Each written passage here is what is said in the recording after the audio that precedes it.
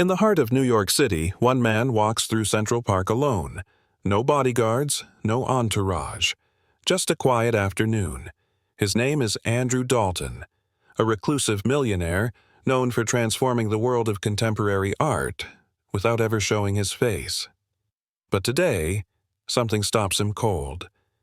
A boy, barefoot, sketching strangers for scraps of food, and, in his hands, a sketchbook. One page in particular steals Andrew's breath. It's him, drawn in perfect detail, the scar above his brow, the tired crease near his eyes. But how? They've never met. The boy says he just knows that face, that his late mother once had a photo of a man who looked like the museum boss, the same man now standing frozen in front of him. What begins as a mystery deepens into something even more powerful, a connection, a buried past, and a love Andrew never knew he left behind. As secrets surface and decisions loom, one question remains. Can art reveal blood? Don't miss this emotional journey of rediscovery, resilience, and the invisible lines that bind us. Subscribe now to follow the full story, and never miss another moment that could change everything. Andrew Dalton walked alone through Central Park just past 7 in the morning. The city was slowly stirring to life, but this part of the park remained quiet, damp with dew and wrapped in a chill that clung to the edges of his tailored coat. He liked these walks. No board meetings, no shareholders. Just silence and the sound of his own footsteps on damp gravel. He rarely got to be anonymous anymore. After nearly 3 decades building Dalton and Muse into the most elite fine arts conglomerate on the East Coast, Andrew had earned a reputation as a brilliant but distant mind. Critics called him reclusive. Collectors called him genius. Most people didn't call him at all. But here, no one recognized him. That suited him just fine.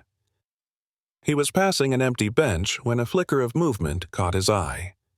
Just beyond a row of bare hedges sat a small boy, maybe 10, hunched over a battered sketch pad. A plastic bag full of pencils sat beside him, and from the looks of it, he'd been there since before sunrise. The boy was drawing fast, intensely, like the page might vanish if he took too long. Andrew didn't usually stop. He didn't want attention. But something about this boy, something in the urgency of those pencil strokes, made him pause. The boy looked up. His eyes were wide, green, cautious, but not afraid. "Morning," Andrew said softly. The boy blinked. "Hi." "What are you drawing?" The boy hesitated, then held up the sketchbook without a word. Andrew's heart jolted. It was a portrait. A face drawn in incredible detail, right down to the faint scar near the left brow. His face. He stared. How did you—" "I just saw it in my head," the boy said simply. "I draw faces I remember, even if I don't know where they're from." Andrew stepped closer. The lines were precise, the shading masterful. This wasn't some lucky guess or random doodle. The kid had drawn him from memory. "What's your name?" Andrew asked gently. "Oliver." "Do we know each other, Oliver?" The boy shook his head. "I don't think so." Andrew's breath fogged in front of him. He didn't know whether to feel amazed or disturbed. "That drawing, you've seen me before?" "No, I swear." Oliver looked down, almost ashamed. "But my mom used to have a photo of someone who looked like you. She called him the museum man." "The museum man?" "Yeah." Oliver nodded. "She said he helped her once, a long time ago." Andrew's pulse quickened. "What was your mom's name?" "Caroline. Caroline Reyes." Andrew nearly staggered. That name, he hadn't heard it in years. He remembered her, young, bright, with charcoal-stained fingers and a laugh that echoed through gallery halls. They'd shared one workshop. One intense afternoon 13 years ago, before her name disappeared from the rosters. He never knew why she left. "Where's your mom now?" he asked, almost dreading the answer. Oliver's voice dropped. "She passed away last winter." Andrew closed his eyes, grief rising unexpectedly. "I'm sorry." Oliver said nothing, just clutched the sketchbook tighter. "Do you have anywhere to stay?" Andrew asked softly. "I stay with my sister. We don't really have a place. We just stay close." Andrew looked around. There was no adult nearby, just a girl about the same age, sitting quietly on the other side of the hedge, arms wrapped around her knees. "Is that your sister?" Oliver nodded. "Emma. She doesn't talk much." Andrew exhaled slowly, heart weighed down by something he didn't yet understand. "You two have been out here all night?" Oliver didn't answer. He didn't have to. The air grew still. Andrew reached into his coat and handed Oliver a folded bill. The boy hesitated. "I'm not begging," he said, voice proud. "I know," Andrew replied, gently pressing it into his hand. "This is payment. For the best sketch I've ever seen." Oliver finally took it, his eyes glancing back at the portrait as if to make sure it was real. Andrew glanced at his watch, already late for a call, but something inside told him this was more important. He took out his card and scribbled a number on the back. "If you need anything at all, you call me." Oliver looked at the card, then back up. "Who are you?" Andrew hesitated. "Just someone who believes in second chances." He turned and walked away, the boy's gaze lingering behind him. But the sketch, that hauntingly accurate portrait, stayed in Andrew's mind long after he left the park. Because if that boy was telling the truth, then a forgotten past had just come looking for him. The call was still active on Andrew's phone, buzzing gently in his breast pocket, but he ignored it. For the first time in years, a meeting, any meeting, could wait. That little boy, Oliver, had shaken something loose in his chest, something he'd locked away a long time ago. Back in his penthouse apartment that evening, Andrew moved through the dim silence like a man revisiting an old crime scene. He hadn't been here in days.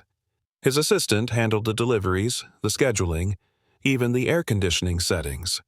But tonight, Andrew did something he hadn't done in over a decade. He opened the drawer of his writing desk.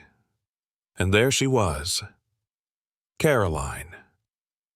In a photograph tucked behind a collection of unsigned contracts and travel itineraries, her eyes still sparkled the way he remembered, vivid, determined, soft at the edges. The image was from a gallery event, 13 years back. Caroline stood beside her final piece in the studio, and beside her, though half out of frame, was Andrew himself. He touched the edge of the photo softly. "Why didn't you ever come back?"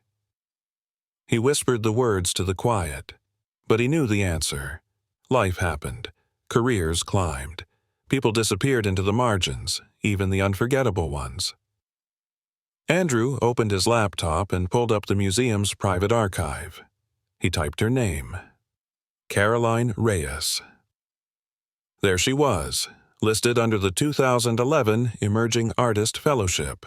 Her last known exhibit had been a solo piece titled Refracted Light. After that, nothing. No updates, no follow-ups, no return. He dug deeper. Archived emails, application records, security footage from the day she withdrew, and then one grainy clip tucked under a mislabeled folder.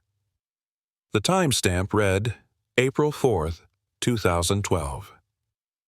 Andrew leaned closer. The video showed Caroline walking through the rear exit of the museum with a duffel bag in hand.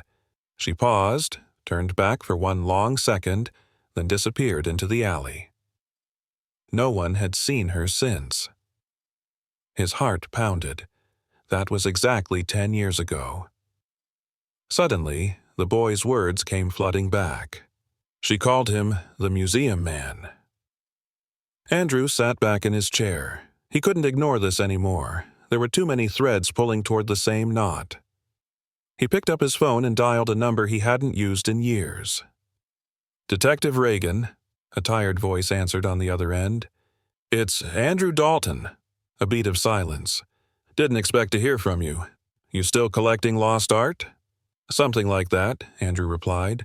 "But this time it's a person. Two of them, actually. A boy and his sister. I think they might be connected to someone I once knew." Reagan's voice grew sharper. "What do you need?" "Background checks. Child Protective Services records. I need to know everything about an Oliver Reyes and an Emma Reyes. Age 10, possibly homeless, last seen in Central Park." There was a pause. "You're serious?" Andrew exhaled. "Dead serious. I'll see what I can find. But you're dancing on a legal line here, Andrew." "I know. Just don't let them fall through the cracks." That night, Andrew barely slept. He kept seeing the boy's eyes, the way his hands had moved across that sketch pad, the uncanny way he'd drawn a face he shouldn't have known. And something else, the pride in his voice when he said, "I'm not begging." Andrew remembered having that same pride once, long before the suits and glass towers, long before wealth became a wall instead of a bridge. The next morning, a call came through at dawn. Reagan's voice was quiet, like a man sitting on top of something fragile. "You were right. Their mom, Caroline Reyes, died in a shelter clinic last winter. Congenital heart failure. She listed no next of kin." Andrew closed his eyes. "And the kids? Been bouncing between group homes and foster care ever since. 2 weeks ago, they ran. System flagged them as missing but not endangered." Andrew's voice cracked. "They're 10. "I know." He hung up slowly and stood by the window, staring out over Manhattan. The sun was just starting to rise, throwing warm light over the skyline. But the warmth didn't reach him. He thought about Emma, quiet and watchful behind that hedge. He thought about Oliver, stubborn and graceful, gripping a pencil like it was a weapon against the world. He couldn't walk away from this. Not now. He grabbed his coat, turned off the lights, and walked out the door. It was time to go back to the park. The morning air in Central Park was crisp, laced with the soft rustling of leaves and the chatter of early joggers. Andrew Dalton moved with purpose down the winding path, the kind of quiet urgency only a man chasing ghosts understood. He didn't bring security. He didn't tell his assistant. He just went. The bench where he had met Oliver the day before was empty. But the sidewalk still bore faint pencil marks, half-erased drawings, barely there but undeniable. He knelt, fingers brushing over the graphite smudges like a priest reading old scripture. His eyes scanned the area. And then he saw her. She was crouched behind a tree, just beyond the hedge. Emma, her dark hoodie pulled low over her face, eyes wary and sharp as broken glass. "I'm not here to hurt you," Andrew said gently, staying where he was. "I just want to talk." Emma didn't move, didn't blink. "You were with your brother yesterday, Oliver." A beat passed, then she whispered, "He's not here." Andrew nodded slowly. "I know. I came to find both of you." Emma stood up, thin and small, but her posture was defiant. "Why?" He hesitated. How could he explain everything? The photo, Caroline, the sketchbook, the ache in his chest? "Because I think I knew your mother," he said softly. Emma's face froze. She was an artist, Caroline Reyes. She used to paint, work with charcoal and watercolors. Emma's eyes narrowed. "You knew her?" "I did," Andrew whispered. "A long time ago." Emma took a shaky step forward. "You're the museum man?" Andrew's breath caught. "That's what Oliver called me?" She nodded. He gave a sad smile. "Yeah, that's me." There was a long silence. Then Emma's lip trembled. "They said nobody came for us, not even at the clinic." Andrew felt something twist deep inside him. "I didn't know. I didn't know where she went, Emma." The girl's voice turned sharp. "That's what they all say." He couldn't argue. She had every right to be angry. "I want to help," he said gently. Emma crossed her arms. "We don't need help." "I'm not offering pity," he said. "I'm offering truth." A long silence passed between them. Emma's eyes, though young, carried too many years. Finally, she nodded once. "Come back tonight. He'll be here." Andrew let out a slow breath. "Okay." As he turned to leave, he heard her voice, low but steady. "Do you remember her laugh?" He stopped. "Yes," he said without turning. "It sounded like light breaking through rain." Emma didn't say anything else, but she watched him go. That night, Andrew returned with 2 warm meals and a soft leather sketchbook, the kind professionals used. Oliver was there this time, curled on the bench with his arms tucked around a backpack. When he saw Andrew, he bolted upright, alarmed. "It's okay," Emma said quickly. "It's him." Oliver narrowed his eyes. "You followed me." "I came back," Andrew said. "Like I said I would." He handed them the food. Oliver tore into his like he hadn't eaten all day. Emma, quieter, kept glancing between the two of them. "I looked into your mother," Andrew said softly. Oliver paused, mid-bite. His hand tightened around the sandwich. "She was brilliant," Andrew continued. "She had a gift. I saw it the moment she walked into my studio." Oliver swallowed hard. "Then why'd she leave?" Andrew sat down slowly beside the bench. "That's what I've been asking myself for 10 years. He reached into his coat and pulled out the photograph. Caroline beside the canvas, her eyes full of fire. Oliver's hand trembled as he took it. "That's her," he whispered. Emma leaned in. Andrew let the silence stretch. "Why us?" Oliver asked finally. "Why come back now?" Andrew exhaled. "Because I saw a drawing in your sketchbook, a face I hadn't seen in years, my own. And I don't know how you knew it, Oliver, but it shook me." Oliver looked down. "She had this old photo. She said it was important. I copied it, a bunch of times. Do you still have it?" Oliver reached into his bag and pulled out a creased, weathered picture. It showed Andrew younger, smiling beside Caroline, hand on her shoulder. Andrew stared at it for a long time. He almost couldn't speak. "That photo? It was taken the day before she left." Emma whispered, "Did you love her?" His voice cracked. I still do." The children looked at each other. Then Oliver asked, almost in a whisper, "What now?" Andrew met their eyes, his voice steady. "Now, we start telling the truth." The next morning, Andrew sat alone in his penthouse office, staring at the worn photo Oliver had handed him the night before. He held it gently, as if pressing too hard might make the memory vanish for good.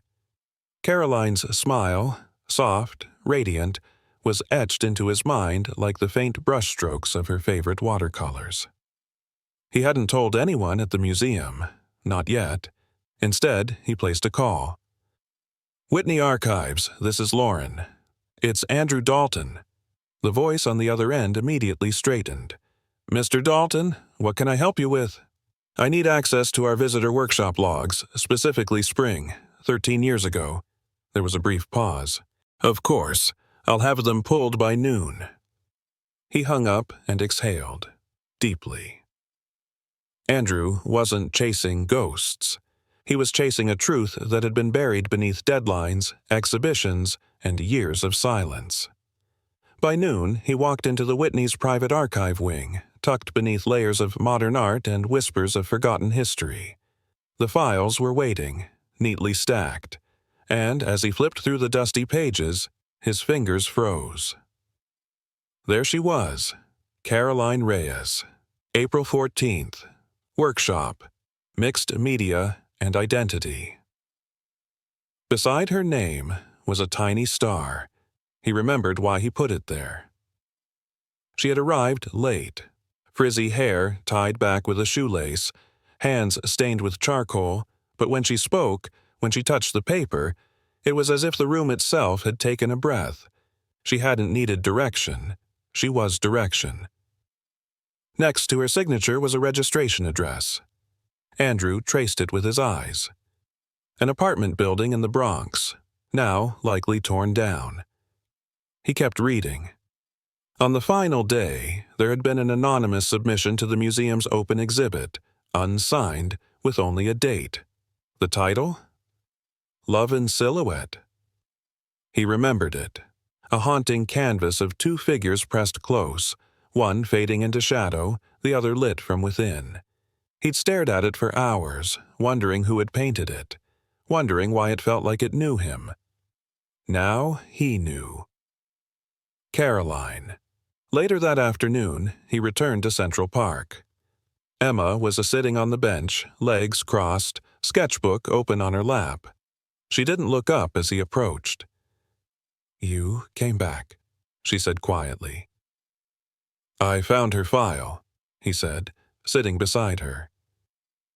Emma's pencil slowed. "She was remarkable," Andrew continued. "She left something in our archives, a painting. I never knew it was hers." Emma looked over. "You really loved her?" He nodded. "I did. But I didn't fight hard enough. I got busy. She left, and I let her go." Emma closed her book. "She didn't stop talking about you, even when she was sick." His heart clenched. "How long?" Emma shrugged, but her eyes were wet. "About a year. The hospital did what they could, but there wasn't enough." Andrew swallowed hard. Oliver joined them moments later, holding a folded envelope. "She wrote this, said I shouldn't open it unless we met someone named Dalton." Andrew took it slowly, hands shaking. He opened the envelope and unfolded the note. "If you ever find the man in the picture, tell him thank you. Tell him I see him in you, and that's enough." Andrew's breath caught. Emma reached out, placed her hand over his. "Mom wanted us to know where we came from," she said, "but she didn't want us to hate where we ended up." He looked between them, two children who had carried more pain than most adults ever would. "You're not going back to the shelter," he said softly. Oliver blinked. "What?" "You're coming with me, both of you." Emma stiffened. "You can't just... I'm not trying to buy you. I'm trying to be here now, finally." She studied his face. "We sleep at the church. What if they won't let us leave with a stranger?" Andrew smiled gently. "Then I'll stop being a stranger." He stood, offering his hand. Oliver took it. Emma hesitated, then did the same. Together, they walked out of the park.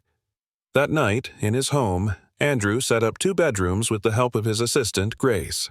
Clean sheets, fresh towels, books and sketch pads. No luxury, just warmth, just thoughtfulness. When the twins arrived, Emma stood frozen in the doorway, too overwhelmed to move. Oliver wandered to the living room window. "You can see the whole city from here." Andrew stood beside him. "It's all noise down there, but up here it's just us." Emma finally stepped inside. "This doesn't make us family," she said carefully. Andrew turned, voice steady. "No, but it's a start." He left them to settle in and returned to his study. On his desk, beside the envelope, he placed Caroline's picture and the sketch Oliver had drawn. 2 images, same face, same legacy. The next morning came quietly. The sky above New York stretched wide, pale blue with streaks of soft gray. In the Dalton penthouse, everything was still, until the gentle clinking of utensils broke the silence. Emma stood in the kitchen, watching the toaster like it might explode. Oliver sat on one of the stools, cautiously pouring orange juice, trying not to spill a drop. Andrew walked in slowly, his footsteps hushed on the hardwood floor. He didn't say anything at first, didn't want to startle them. He just watched. Watched two kids who had only known instability act like peace was foreign. "Morning," he said softly. Emma turned. "Hey." Oliver raised his glass. "Hi." "You sleep okay?" Andrew asked, his voice gentle, almost tentative. Emma gave a small nod. "The bed was weird." "Weird how?" he asked, walking to the counter. "Too soft," she said quickly, then added, "Not a complaint, just different." Andrew chuckled warmly. "I'll make a note. Firmer mattresses." Emma cracked the faintest smile. It disappeared almost immediately, but Andrew noticed. He noticed everything. As they sat down for breakfast, Grace arrived, carrying her tablet and an air of quiet efficiency. She offered Emma and Oliver a polite smile before turning to Andrew. "The shelter filed a report last night," she said in a lowered tone. "Technically, the kids are still under the care of child services." Andrew's expression tightened. "What do we need to do?" "A social worker will want a meeting, probably a home visit," she said, then glanced toward the kids. "Soon." Andrew nodded slowly. "Then we'll prepare." He turned back to Emma and Oliver. "I know this is all sudden, and I know trust doesn't just show up with warm beds and toast, but I want to do this right. I want you to feel safe here, and to stay, if that's what you want." Emma studied him, hard, like she was trying to read past his tailored shirt and calm tone, deep into the truth of who he really was. "And if we don't?" she asked. Andrew didn't flinch.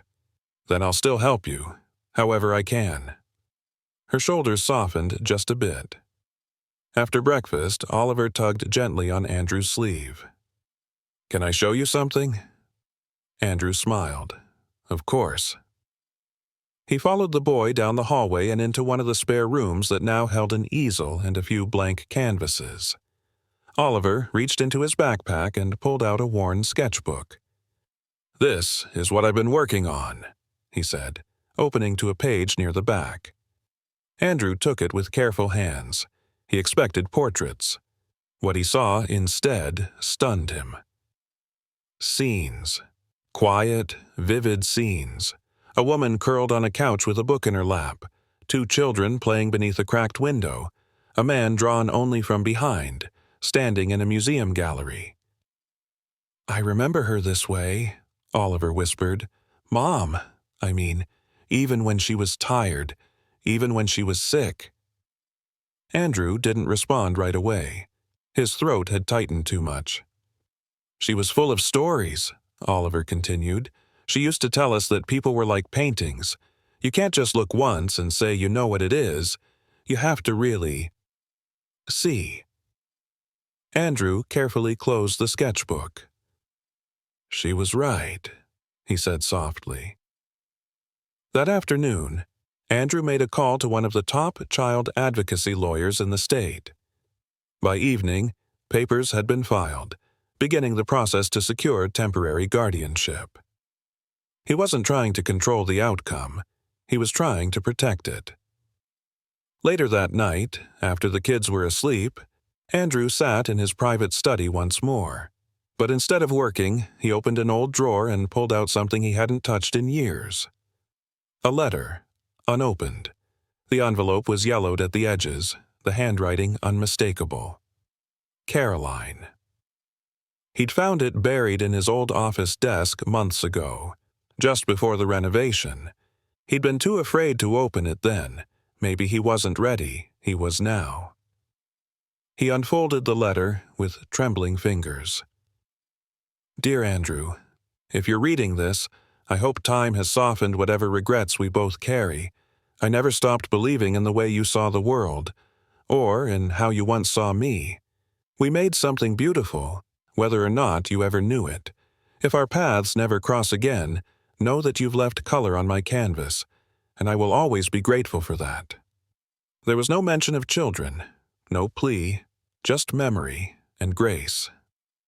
He pressed the paper to his chest, closed his eyes, and breathed. Down the hall, Emma stirred. She wandered into the study, rubbing her eyes. "You okay?" she asked. Andrew smiled faintly.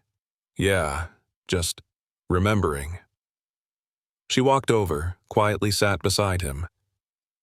"I don't remember much about my dad," she admitted, "but I always hoped he'd be someone who looked at us the way you did today." He reached for her hand gently. "I wish I had looked sooner," he said. She squeezed back, not tightly, but enough. Outside, the city pulsed with life, but in that moment, within those walls, something even louder stirred. Hope. It was raining the next morning, not a dramatic storm, just that slow, steady kind of rain that made New York feel softer, almost quieter. Andrew stood at the window of his office, watching the drops race down the glass like tiny lives trying to outrun gravity. In the room behind him, Grace adjusted her glasses and cleared her throat. "I spoke to the archives team at the museum," she said carefully. "They found something you might want to see." Andrew turned slowly. "Tell me." Grace walked over with a slim folder and laid it gently on the desk. Inside were old event flyers, participant lists, and grainy photos from a community art workshop held 13 years ago, one of the first Andrew had ever sponsored. A name circled in red ink caught his eye. Caroline Whitaker. Grace continued. She attended the full week. Her registration form listed a local Brooklyn address, no listed employer, but she submitted a few sketches at the end. Andrew felt his breath catch. "There's more," Grace said, lowering her voice. The day after the event, one anonymous submission was logged into the museum system but never displayed. It was signed with a single name, Caro. That matches a note found in the file drawer under your initials. Grace opened a second folder. Inside was a charcoal sketch. The lines were bold, deliberate. The subject was unmistakable. It was Andrew. Younger, sharper featured, but the same eyes. The same slight crease in his brow. It was him, without question. But what stopped him cold was the date written in the corner, the same weekend he'd first met Caroline. He ran a hand over his face. "She remembered," he murmured. Later that day, Andrew walked the kids to the studio room he'd quietly had set up in the penthouse. Sunlight streamed in through large windows, lighting the walls where blank canvases waited. Oliver immediately lit up. "This is for us?" he asked in awe. Andrew nodded. "For you to create whatever you see." Emma didn't speak. She ran her fingers over a paintbrush, then met Andrew's eyes. "You did all this in one night?" "I had help," he admitted with a soft smile. "But yes." She sat down without a word and pulled out her sketchbook. Andrew sat in the corner, watching quietly, until Oliver looked up from his canvas and asked, "Do you think people can love someone, even if they never got the chance to really know them?" Andrew blinked. That question wasn't coming from a child. It was coming from somewhere deeper, somewhere that had lived pain. "I think love is sometimes stronger than memory," he said after a long pause. "It holds on to what our minds forget. But our hearts can't let go." Oliver didn't say anything more, but he smiled, and then he started to draw. That night, Andrew couldn't sleep. The sketch by Caroline haunted him. It had been buried for over a decade. Her signature, the tenderness in her strokes, the way she saw him when he didn't even see himself. He pulled out the letter again, the one she'd left behind. He read the last line over and over. "You've left color on my canvas." She had meant it literally, hadn't she? And perhaps metaphorically too. Something inside him stirred, something unresolved. He picked up the phone. Grace, I need a list of every employee at the museum that year. Staff, interns, temp hires, everyone. And I want access to every security log from that week. Looking for something? Grace asked, surprised. Looking for a moment I missed. 2 days later, Grace returned with a printed contact list. Among the names was someone she hadn't expected, a photography assistant named Denise Talley, who'd moved to Boston shortly after the workshop ended. Andrew called her. "Miss Talley?" he said when she answered. "This is Andrew Dalton. You worked at the Metropolitan Community Exhibit 13 years ago. I believe you might have taken a few candid photographs that were never published?" There was a pause. Then a soft voice said, "I remember. You and the girl with the red scarf." Andrew's heart stopped. "Do you still have the photos?" "I might," she said slowly. "I always back up my work. Can I ask why you're looking?" Andrew didn't lie. "I believe that girl was the mother of 2 children I've taken in, and I think I need to finally see what I missed back then." That evening, Denise emailed over a zip folder of photographs. Andrew opened them slowly, carefully, like each image was a page in a lost chapter of his life. There she was, Caroline. In the second row, beaming as she held up a charcoal sketch. In another, laughing with a paint-splattered face. And in one, she was looking right at the camera, or maybe past it, right into his soul. He leaned back, overwhelmed. He hadn't just forgotten her. He'd erased her from a part of his life that never should have been blank. But no more. As he stared at her image, a quiet promise formed on his lips. "I see you now." The photos changed something in Andrew. Seeing Caroline again, young, vibrant, eyes full of fire, pulled at a part of him he didn't know was still reachable. It wasn't just memory. It was guilt, regret, wonder. He sat in his penthouse living room that evening, flipping slowly through the printed versions Grace had arranged for him. One image, in particular, kept drawing his eyes back. Caroline was holding up a drawing, a sketch of a man's silhouette standing in a museum gallery, looking at a canvas. The caption beneath, scribbled in her handwriting, said, "Some people look at art, others become it." Andrew swallowed hard. He had been that man, oblivious, distant, buried in vision and ambition. And she had seen him. Really seen him. Down the hall, Oliver and Emma were fast asleep. The twins had fallen into a routine now. Early dinners, an hour of sketching, and then bedtime stories. But tonight, Emma had asked a question that lingered in Andrew's mind. "Did you love our mom?" He hadn't answered right away. He didn't know how. The truth was complicated, shaped by time and silence. But as he sat by her bedside, he finally said softly, "I didn't know I did. Not back then, but I think I do now." Emma hadn't responded. She simply turned over and pulled the blanket up to her chin. The next morning, Andrew walked into his private studio with a heavy heart and something in his hand. The old sketch Caroline had drawn of him. He laid it gently on the center table, then turned to Oliver and Emma, who were already seated, waiting with curious eyes. "I want to tell you something," he began, slowly, "about your mother." Both children stilled. "She was an artist, a good one of the best I've ever met, and I didn't realize it until it was too late." Emma's brows furrowed. "You met her? When?"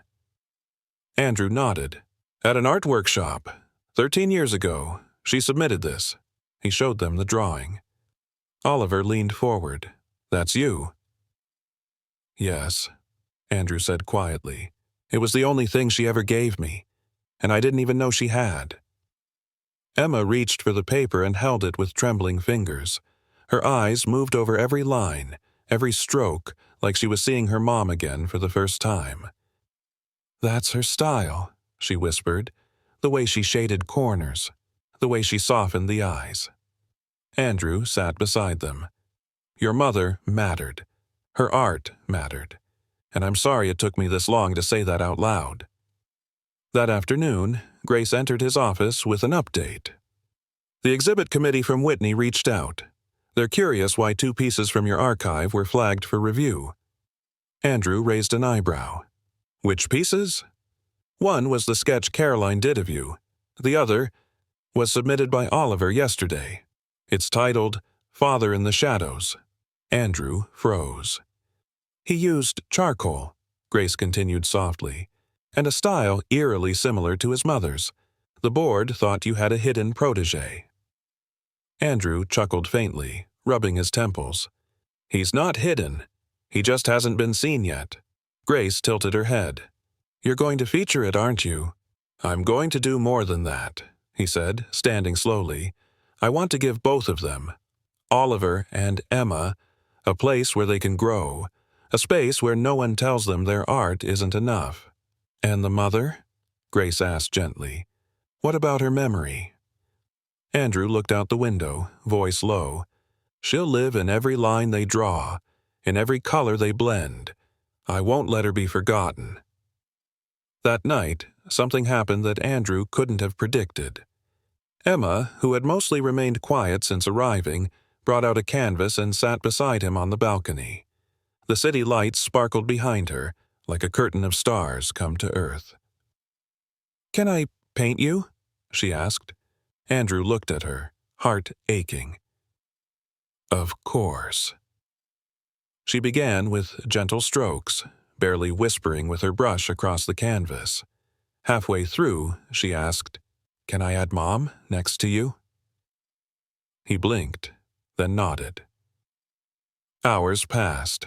The night deepened, and when she was done, she turned the canvas toward him. There he was, seated in a soft chair, looking forward.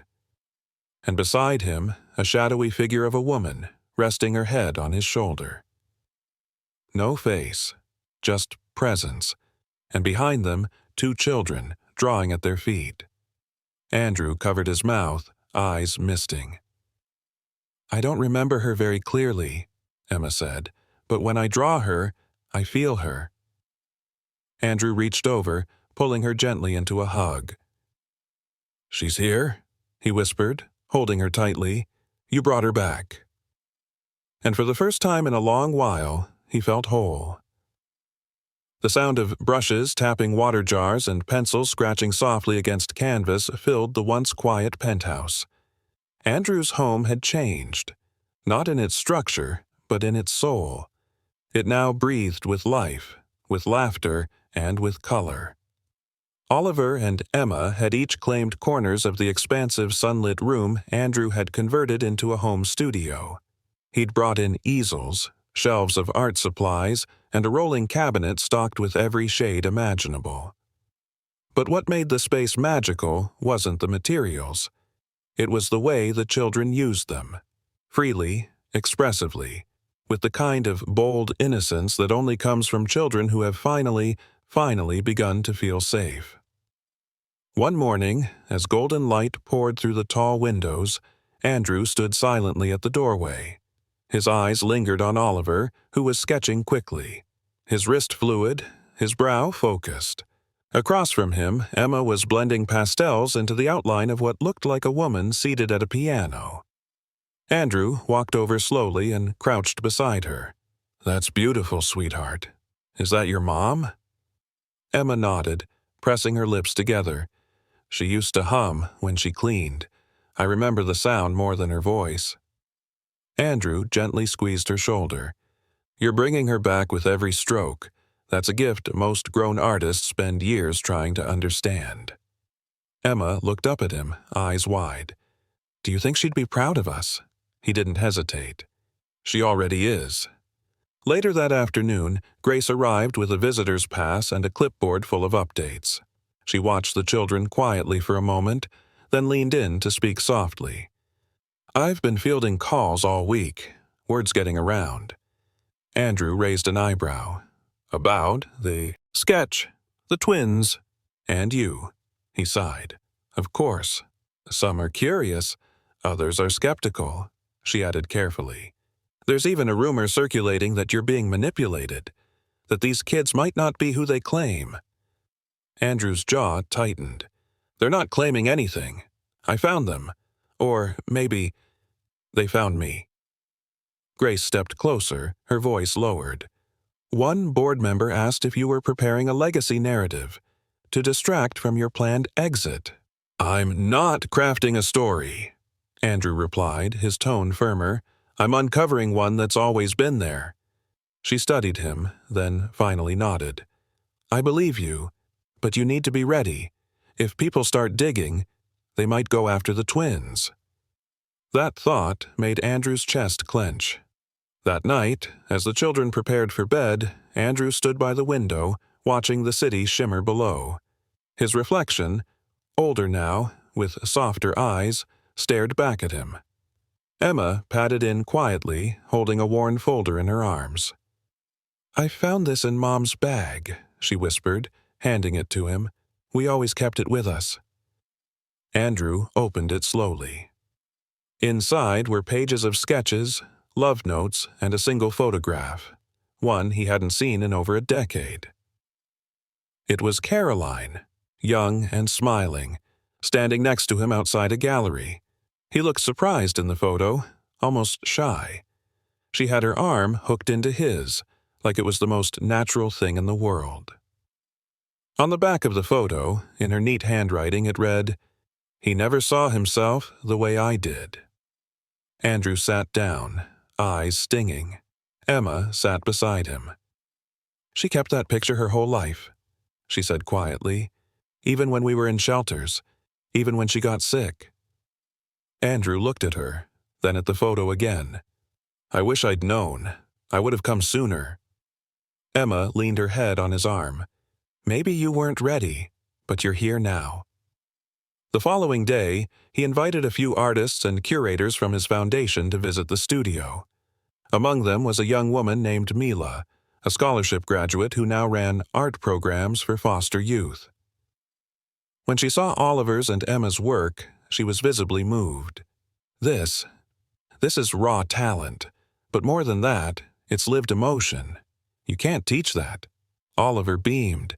Emma shyly hid behind her sketchpad. Andrew walked over.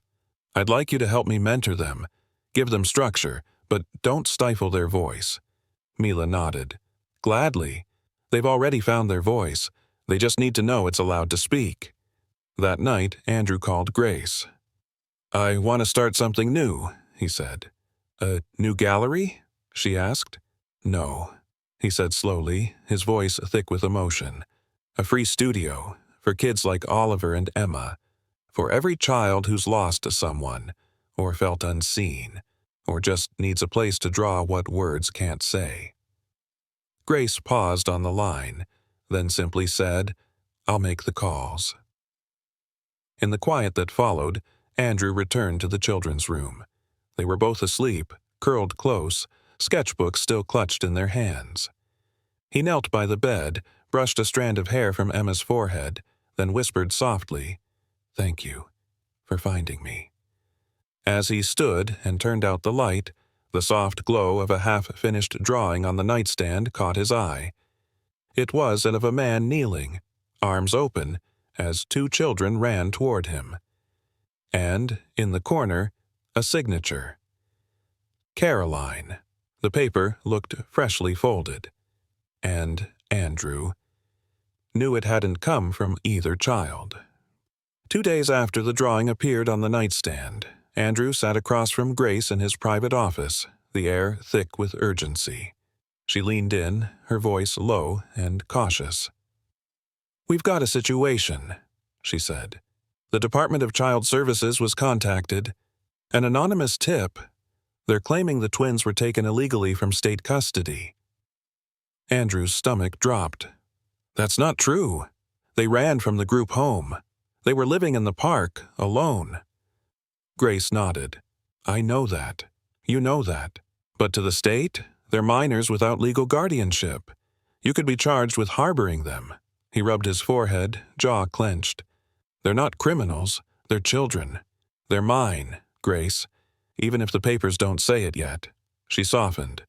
I believe you, but you need to be ready for a fight. That evening, Andrew gathered Oliver and Emma in the studio. They sensed the change in the air immediately. Emma's fingers fidgeted with her bracelet. Oliver's eyes searched Andrew's face for reassurance. Are we in trouble?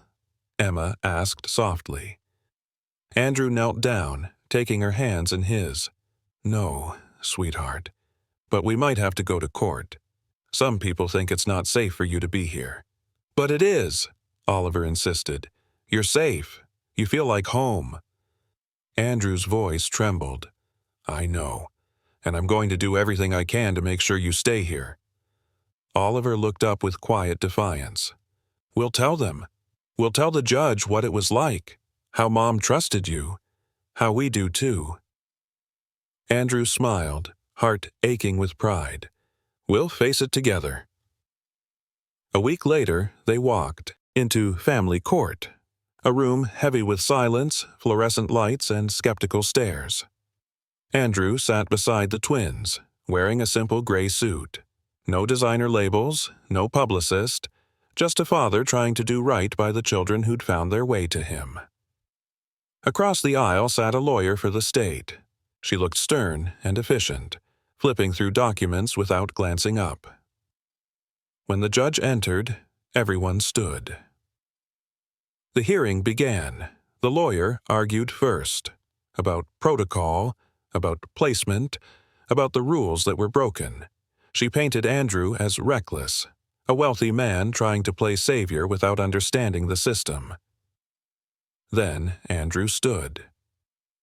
He didn't raise his voice. He didn't rattle off his credentials or flex his influence. He told the truth. I met Oliver and Emma in Central Park. They were cold, hungry, alone. But even then, they were creating beauty. Their sketches told a story of pain and hope. I didn't rescue them. I just recognized them. I saw my past in their drawings. I saw their mother, someone I once knew, someone who never had a chance to tell me she was carrying our children. I failed her. But I won't fail them. His voice cracked. They don't need another group home. They need love, stability, family. The judge studied him for a long, quiet moment. Then she turned to the twins. Oliver, Emma, do you feel safe where you are? Emma nodded quickly. Yes, ma'am. Can you tell me why? Emma looked down, then back up. Because, when I sleep, I don't dream of running anymore. Oliver added, because he believes in us, even when we mess up, even when we're scared. There was a pause so quiet it hurt. Then the judge leaned forward. Thank you. Outside the courthouse, reporters waited. Andrew shielded the children with his coat, urging them into the car.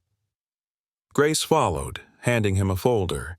You've got temporary custody, but the state wants ongoing evaluations. I'll agree to whatever they need, he replied, as long as they stay home.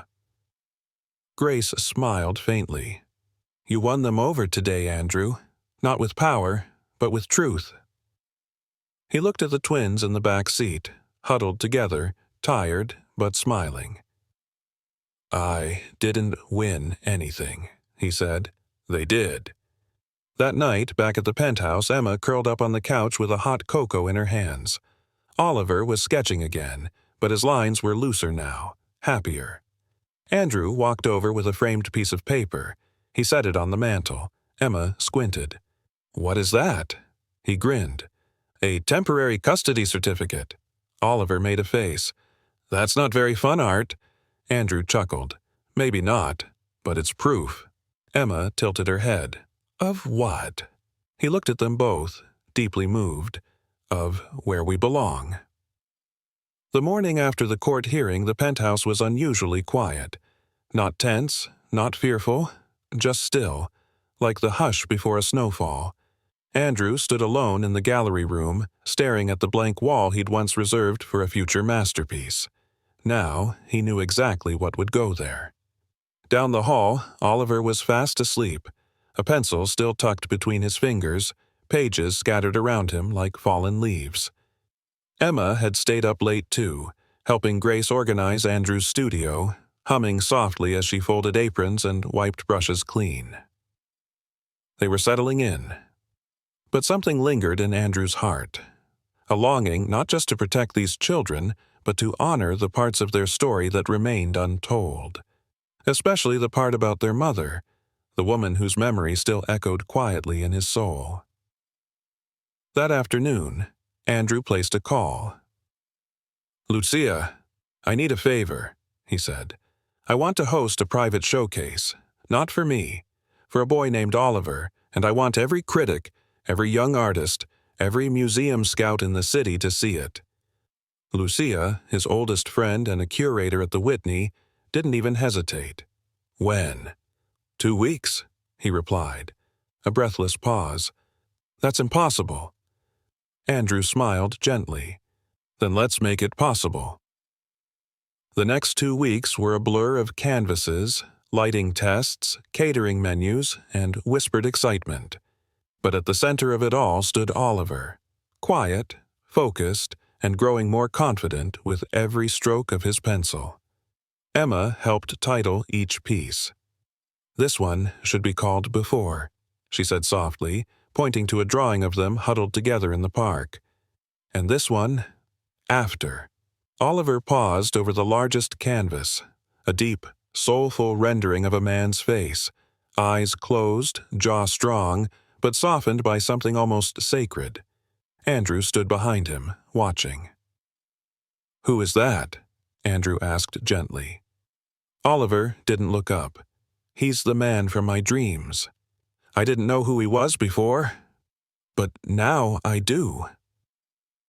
Andrew swallowed hard, touched beyond words. "You drew me." Oliver nodded. "Not just how you look, how you feel." The night of the gallery showcase arrived like a heartbeat skipping a beat, fast, breathless, full of wonder. The main hall buzzed with anticipation. Critics murmured behind glasses of wine. Students from local art schools leaned in, curious and wide-eyed. Emma wore a soft blue dress, her curls pinned back with silver clips. Oliver wore a dark vest over a clean white shirt, gripping a folded speech in his trembling hands. "You don't have to talk if you don't want to," Andrew whispered, kneeling beside him. Oliver looked up, eyes steady. "I want to. Mom always said, if you're brave enough to draw what's in your heart, you should be brave enough to speak it too." Andrew smiled proudly. "Then I'll be right here." The lights dimmed. A spotlight followed Oliver to the front of the room. He unfolded the paper with shaking fingers, then glanced up, meeting a sea of expectant eyes. "My name is Oliver Pierce," he began, voice soft but unwavering. "And this is my first art show." Laughter rippled gently through the room.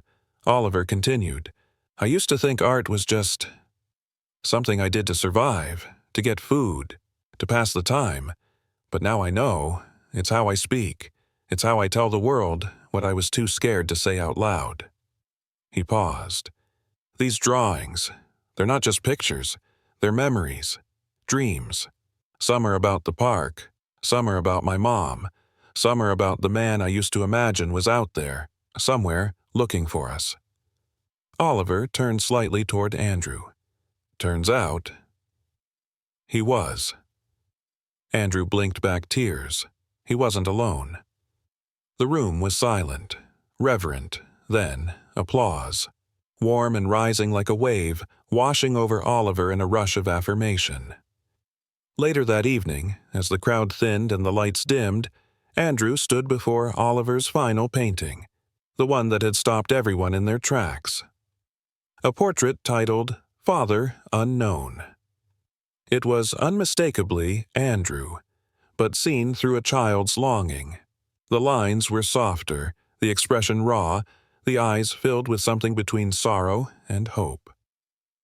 Next to the frame, Oliver had written in careful cursive, "I didn't know him, but my heart did." Andrew felt the weight of it settle into his chest, not as a burden, but as a gift, a quiet redemption. He turned to see Oliver and Emma laughing with Grace in the corner, the sound of their joy rising like music in the gallery.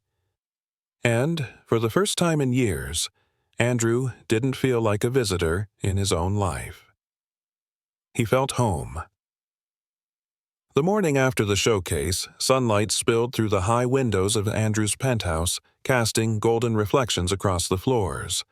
The place felt different now, not just cleaner or warmer, but alive. The laughter of children had replaced the long silence, the cold edges of wealth softened by something far rarer, belonging. Andrew stood by the kitchen island, pouring 2 mugs of cocoa, while Grace flipped pancakes at the stove. "They'll be up any minute," she said, smiling. Emma was still humming in her sleep. Andrew chuckled softly. "It's the first time this place has felt like a home." He handed her a mug and leaned against the counter, watching her with quiet gratitude. But underneath the peace, something stirred, a whisper of uncertainty. The showcase had stirred public interest, but it also drew attention Andrew hadn't planned for. Later that day, a call came through his assistant's line. "Andrew, it's Councilman Boyd. Do you have a minute?" Andrew stepped into his office and closed the door behind him. "Yes, of course. What's going on?" There was a pause, the kind that makes your chest tighten before words even fall. "The Department of Family Services is reassessing the children's case," Boyd said. "There's been pushback. Some people are saying you're exploiting their story for publicity." Andrew's jaw tightened. "That's not what this is. I know that. But the system doesn't work on trust. They want documentation, guardianship, proof that this isn't just temporary." Andrew's heart sank. "So, what happens next?" "They'll give you a formal window to file for custody, but they'll want to see stability, long-term commitment, and they'll investigate every inch of your life." Andrew stood still, the weight of those words crashing silently over him. He had built companies, survived boardroom battles and art-world politics, but this was personal. That evening, after dinner, he took the twins out onto the balcony. The city lights flickered below, stretching out like constellations made of steel and glass. "Do you remember anything about your mom's time at the art museum?" Andrew asked gently. Emma nodded slowly. "She used to say it was the one place where she didn't feel invisible." Oliver glanced up. "She said she met someone there, someone who saw her, really saw her." Andrew's chest tightened. "She never told us who," Oliver continued, "but she said he made her feel like her art mattered." Andrew turned away for a second, blinking hard. "Do you think she'd be proud of us?" Emma asked. Andrew met her eyes, soft, hopeful, filled with a quiet strength. "I think she'd be proud beyond words," he said, his voice thick, "of both of you, of your courage, your hearts, your art." Oliver moved closer, leaning against his side. "But what happens now?" the boy asked. "Will they make us leave again?" Andrew knelt down, facing them both.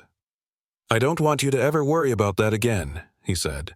"But to make sure, I need to fight for you, the right way, the legal way." Emma took his hand. "You're not scared?" she whispered. He smiled, gently, powerfully. "I'm terrified, but for the first time I know exactly what I'm fighting for." Over the next week, Andrew began the process. Lawyers were contacted, papers filed, home visits scheduled, and, somewhere between the court petitions and psychological evaluations, a bigger question began to take shape inside him.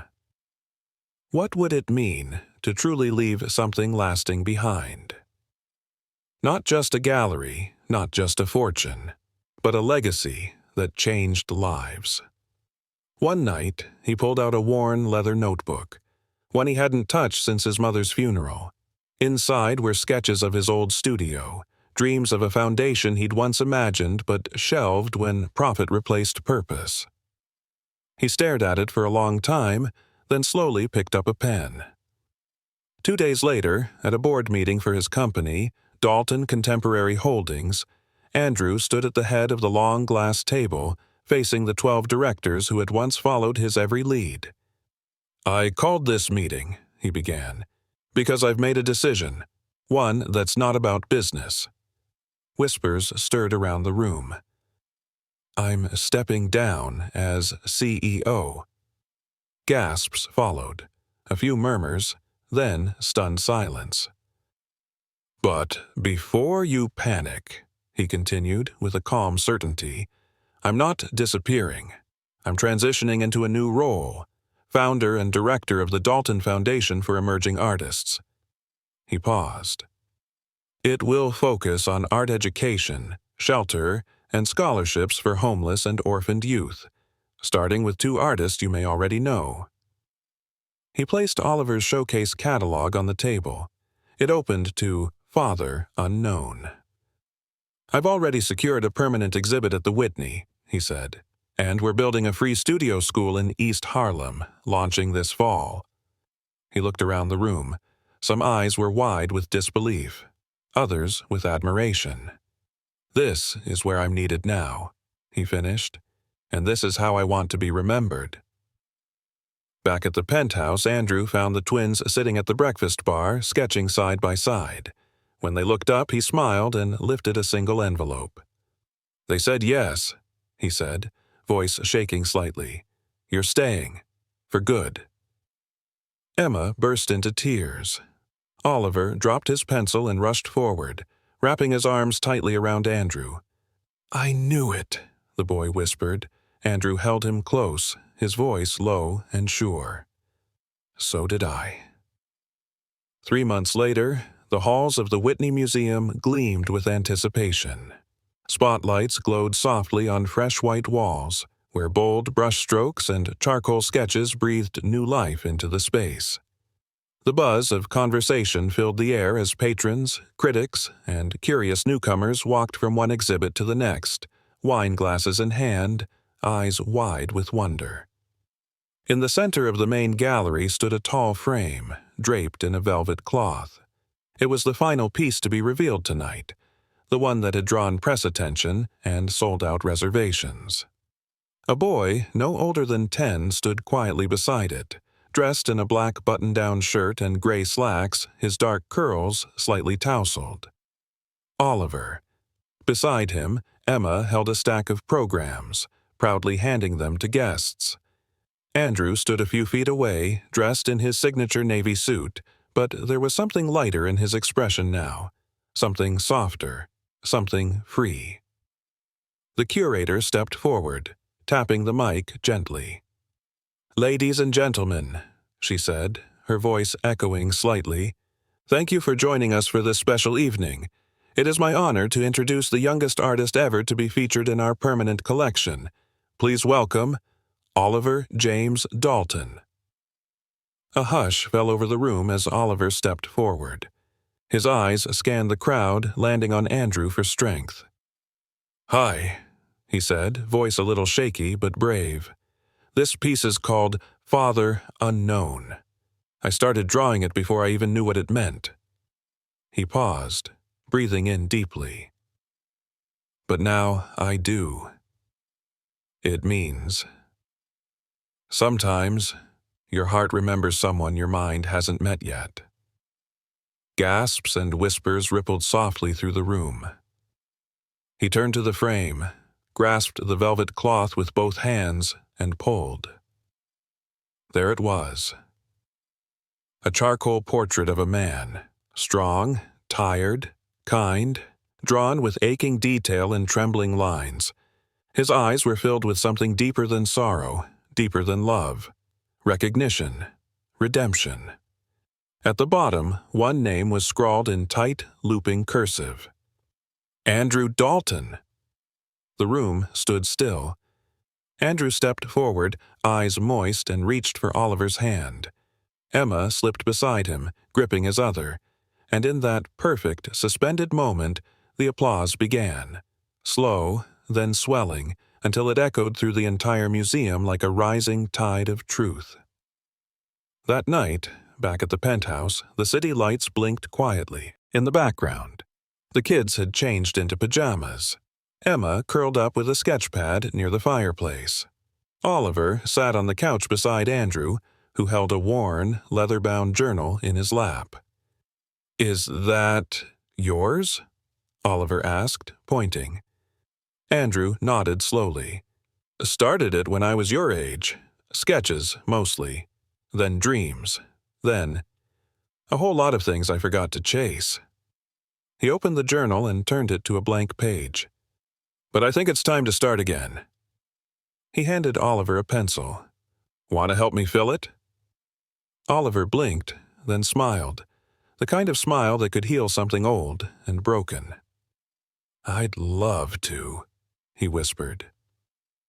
Weeks later, the Dalton Foundation's first youth studio opened its doors. Paint-streaked easels filled the space. Laughter echoed across the halls, and a plaque near the entrance bore the names of its first honorary mentors, Oliver and Emma.